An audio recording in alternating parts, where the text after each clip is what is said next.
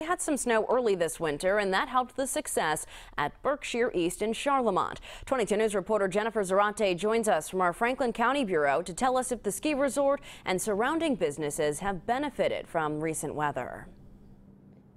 That's right, Ashley. Today's weather seems like it would have been great for skiing, but Berkshire East was forced to close its trails today because of the wind.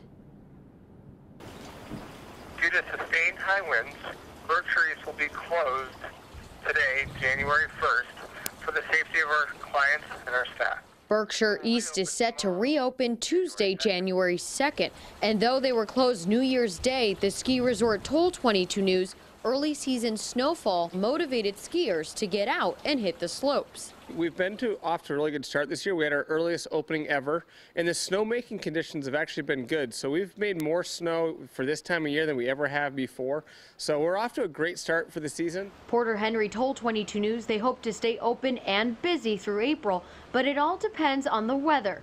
And because business is booming, neighboring establishments have also benefited.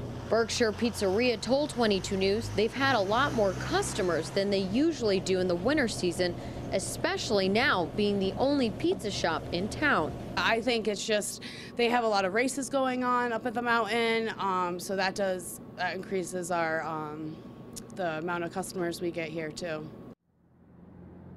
Lococo told 22 News they're even busier during the summer months because Berkshire East has more to offer, like whitewater rafting and zip lining. Reporting from our Franklin County Bureau in Greenfield, Jennifer Zarate, 22 News.